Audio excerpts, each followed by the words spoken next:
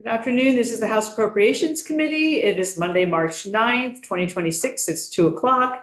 And we are going to hear another bill, H 559, an act relating to the parole board. And we have a new to us member of Legislative Council. Hillary is here. And since we haven't met you, we'll introduce ourselves, those of us that are here, and then introduce yourself. And I see that Representative Greer is also here. Here from House Corrections and Institutions. So Dave. Welcome, I'm Dave Iacovoni from Morrisville, represent the Lamoille, Washington District. Mike Nigro, I represent Bennington. I'm Stevens from Waterbury, representing Washington Chittenden District. Marty Feltus from Linden, representing Linden, Sutton, Wheelock, Sheffield, and Newark. Robin Scheid from Middlebury. Hi, I'm Jeffrey Lee from Burlington. Trevor Swirl, Underhill, Jericho. Wayne LaRush, Highgate, Franklin, Berkshire, and Richford. We have two Vermont State University trustees who are at a trustees meeting today. So that, and then one who was online and is not anymore. And hello, Representative Greer. And if you've got anything you want to say, just raise your hand whenever it's time. Okay, great. So introduce yourself, Hillary, and walk us through the bill, please. Right. For the record, Hillary Cheddar Ames for the Office of Legislative Counsel. Grew up in South Hero, went to Burlington High School and Middlebury College, and then I've been away for a while working outside Vermont, but glad to be back. I'm excited to be at Ledge Council. Welcome back.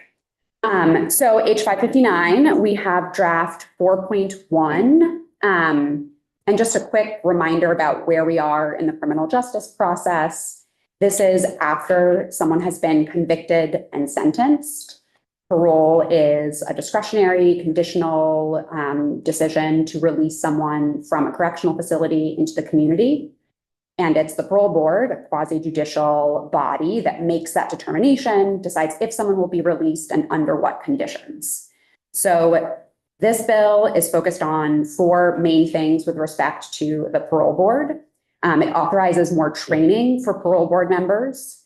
It makes some changes related to the parole board composition. 3, it creates a pilot project for external legal counsel for the parole board. I think that will be the main fiscal impact that we can focus on. And then 4th, it adds some process and reporting requirements related to the parole board budget for fiscal year 28 and fiscal year 29. So the bill is focused on making changes to the parole board, not anything about eligibility for parole or how parole determinations get made. So jumping into the bill language, and stop me at any point if you have questions. I'll do a high-level overview. And if there are any kind of further questions, then we can go into that. So sections 1, 2, and 3 cover the expanded training for parole board members and the parole board composition changes. So the idea was to provide some more training on topics relevant to the parole board and to make sure that when new parole board members are appointed, they're considering, general balance and composition on the parole board and the kinds of experiences and knowledge that folks have. Section 4.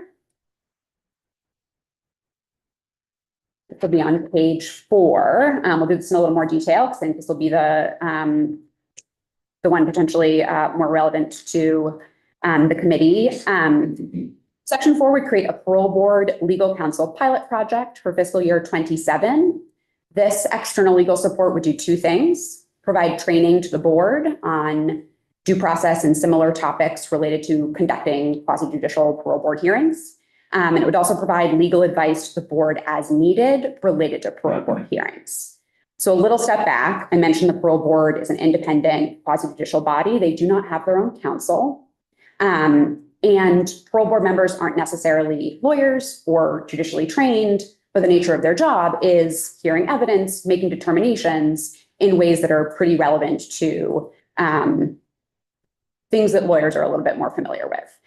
So the trick with using available DOC lawyers is that there's kind of a conflict of interest where DOC lawyers are advising parole officers who appear at hearings and kind of present information. So having a DOC lawyer who are generally AAGs in a DOC litigation unit funded by the DOC budget, having them provide advice to people appearing before the parole board and to the parole board at the same time is a potential conflict. So that's where the external legal support comes in. So section 4, after noting what kinds of things this external legal support would do, says that the OAG will help AHS and the parole board with putting this out to bid, and that in budget development for fiscal year 28, AHS, DOC, and the parole board director will assess the pilot project, see how it's going, determine any resources that are needed for external legal support for the parole board in fiscal year 28.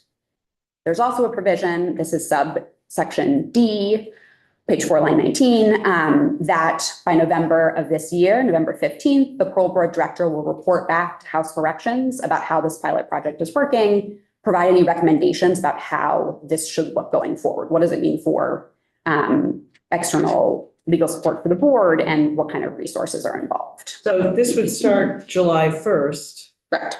They only have like 3 months under their belt before they're starting to write a report. Yes, there was some discussion that that might be a little early, but I think there was interest in catching it in the fiscal year 28 budget development process. So I think there would be an initial report in November 15th that would prompt House Corrections to be looking at this, considering any bills, and certainly could be an ongoing conversation.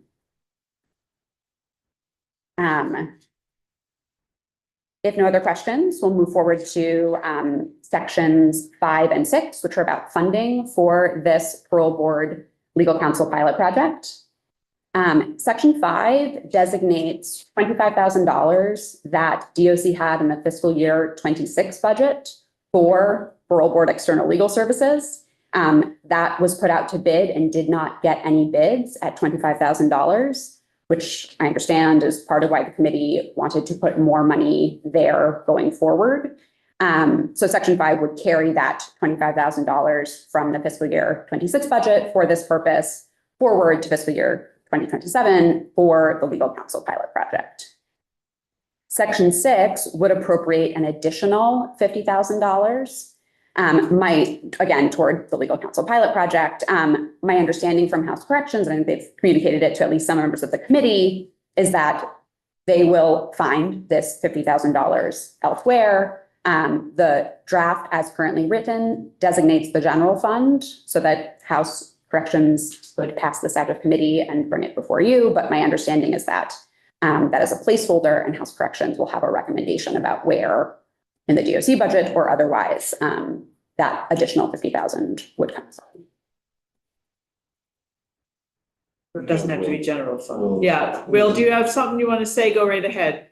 Yep, here, let me lower my hand real quick. There we go. Yep, for the $50,000 that's in section 6 on, if you're following on the draft 4.1 for 559, that $50,000 right now, our committee's still working through the pretrial supervision program that was in the governor's recommended budget. Yeah. We're gonna change we're gonna pivot a little bit from what the governor's recommended had. So that $50,000 appropriation is gonna come out of, I believe it was 1.5 million that was recommended in the governor's budget. So that's where we're hoping to get that $50,000 for the new appropriation. Great. So no new general fund that we have No, ma'am, no. at the moment. That's great. The 25,000 is carry forward that they expect to have already. So your repro group has looked at that, I'm sure, and that's where the 25,000 got uncovered. Yes, Madam Right? Chair. Yep. So the $25,000 from that, because like Hillary said, the RFP that was put out, there were no bids on it. And so that's just going to carry forward from last year's fiscal year. Okay. Great. Wayne? And it was general fund money, that wasn't from that cash fund, was it? Say that again. I couldn't hear that part. That was general fund money from last year, not from the general fund, that's in cash, in what do they call it, the cash fund? Yeah, no, this was general fund because this was corrections budget. So the cash fund that you're referring to is just on the capital bill end of things that we work with you all on. Great. Thank you. Okay. One more question. Oh, I got some questions. Well, let's finish up. Yeah. Yeah, why don't we finish up? We're in section 7 now, I think. Yes, section 7 is about the parole board budget process. So as I mentioned, the parole board is an independent body, but its budget is part of the DOC budget. And historically, it has not submitted a budget or separately identified its budget needs. That's been part of DOC budgeting. So section 7 would require that in the fiscal year 28 and fiscal year 29 budget development process, that the parole board director submit a proposed budget to DOC and AHS. There's also a report back provision that by December 15th, 2027, the parole board director would report back to House Corrections about the budget development process, including a recommendation about the parole board submitting essentially its own budget line item to DOC. Section 8 has an effective date of July 1st, 2026. So we'll have an amendment to this appropriation coming from corrections and institutions. Okay. Wayne, I'm wondering if you want to hear from Chris Root from Joint Fiscal before asking your questions, or if there are other questions you need. Mine are more general correction. They're not about money, so Okay. you go ahead. All right. So why don't we have, don't go. All right. Stay right there, Hillary. And Chris, do you want to join us at the table? Is that okay? Yeah. Hello, everyone. Welcome back. Chris Root from Joint Fiscal. I have very little to add to the excellent summary that Ledge Council gave over the bill. I just wanted to point out a few things. The section 1 through 3, there's a lot of training in this bill, but it's not all the same training. There's 2 different trainings. There's a requirement that the Department of Corrections provide regular training for the parole board at least annually on a variety of issues related to criminal justice and behavioral issues. That is likely going to represent some resource need that the Department of Corrections would have to absorb through their existing budget, but it's likely not a massive need. I just wanted to flag that that is different from the due process training that is more like legal and procedural in nature that is contemplated in the pilot project that is really at the heart of the bill. Section 2 made a few minor changes to the composition of the parole board, but it has no fiscal impact. Under current law, there's 7 total members, 5 regulars and 2 alternates. All 7 are entitled to compensation. The bill would just get rid of the 2 alternates and make it 7 regular members. So I checked with the director of the parole board. They do not expect this would have any sort of meaningful change of a fiscal nature to their operation. Section 4 is that legal counsel pilot project, which is really at the heart of the bill. And that is to provide the external legal support for the annual trainings to the board related to due process and parole violations, as well as to the legal advice to the board as needed. The bill contains $75,000 of general fund support in FY27 for this pilot project. That includes the $25,000 of carry forward funds that are in the current year budget that have not been spent. They propose to make those available in FY27, as well as a $50,000 general fund appropriation in FY27.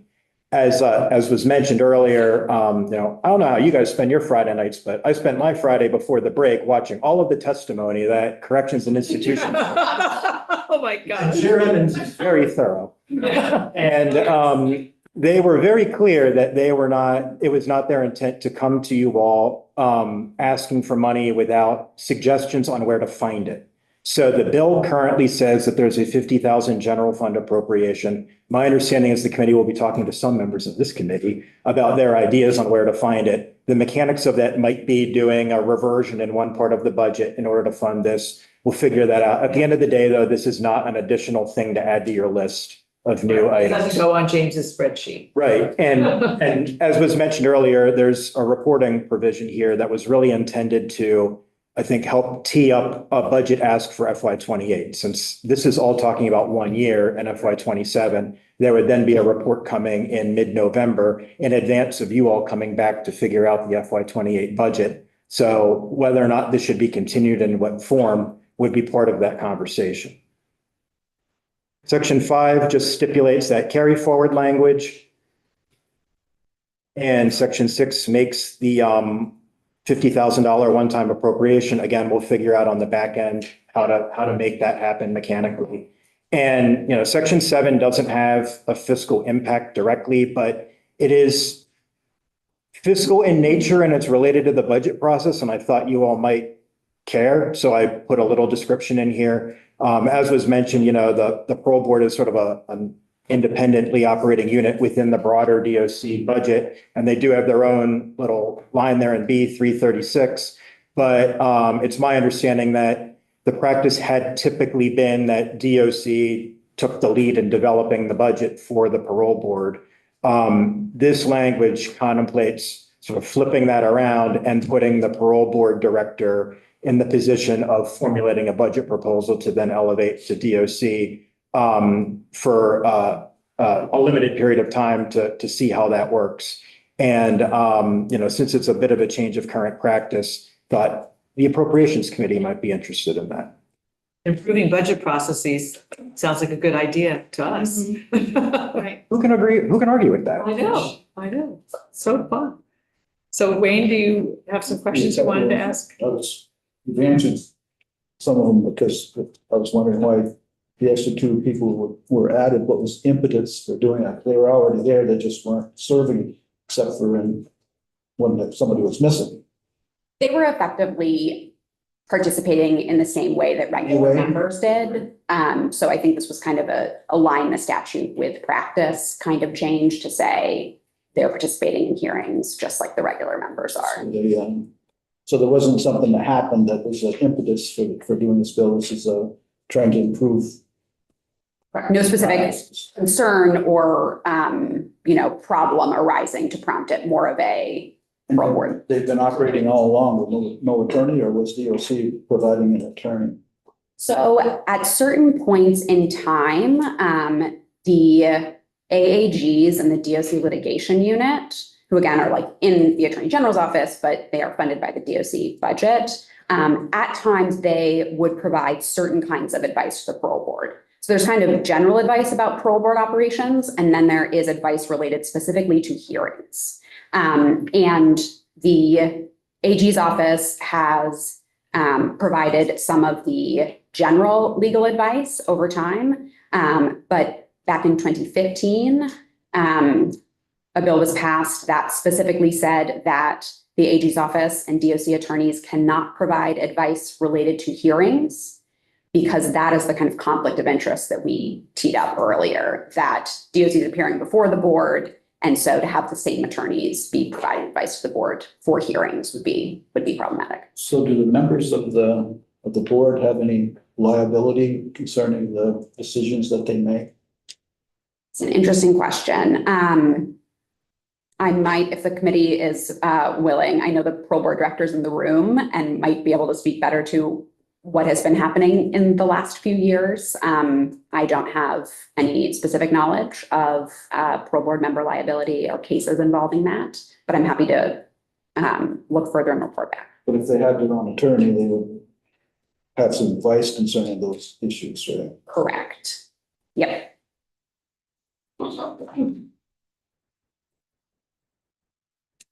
Are your questions answered? Okay.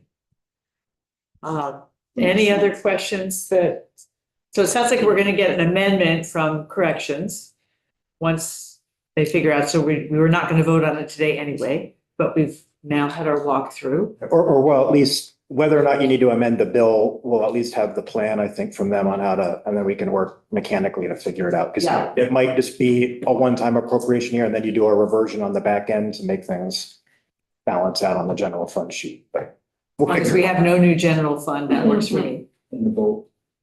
We haven't voted. We'll come back to them. Oh, yes, thank you. The vote from corrections was Will. Here, yes, I have that. It was, our committee vote was 10-0-1. Okay. Excellent, thank you. Okay. Any other questions from anybody? I'm not seeing any. This seems pretty straightforward. Thank you very much for coming to visit us, as always. All right. So we're having another little break and we're going to be back with James at 2:45. And I do want to just point out that keep checking the agenda because we've changed the agenda for tomorrow morning. We're going to start at 10 o'clock and not 9:30. Some of us have to go to another meeting earlier, so we're going to do that. And then we'll start at 10 with the same, with Jill Mazza Oslin on the rural health transformation information that you all asked for. So anyway, keep your eye on the agenda, but that's the plan. So thanks for